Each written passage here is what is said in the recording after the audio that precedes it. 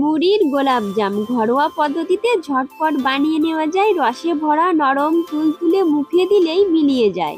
নিয়েছি মুচমুচে মুড়ি, চালনায় দিয়ে চেলে পরিষ্কার করে মিক্সির জারে দিয়ে ব্লেন্ড করে নেব। এবার সামান্য পরিমাণে ময়দা, মিল্ক পাউডার, সামান্য পরিমাণে বেকিং সোডা, আবারও সমস্ত উপকরণ চালনায় চেলে নেব যাতে কোনো দানা না থাকে।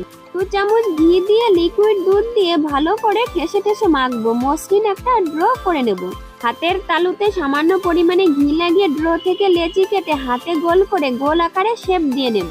এ থেকেই কড়াইতে সাদা তেল ঢেলে দিয়েছিলাম। ভালো করে গরম করে নিয়ে একে একে মিষ্টিগুলো ছেড়ে দিয়ে উল্টে পাল্টে লাল লাল করে ভেজে তুলে নেব। চিনির শিরার জন্য 500 গ্রাম চিনি, 500 গ্রাম জল, 4টে এলাচ ফাটিয়ে দিয়ে দেবো। শিরাটা পাতলা করে করব, না হলে গোলাপ জামগুলো নরম তুলতুলে হবে না। 5 মিনিট ভালো করে ফুটিয়ে নেব। চাপা দিয়ে ঢেকে রেখে দেবো 2 থেকে 3 ঘন্টা। মিষ্টিগুলো কতটা ফুলেছে আর কতটা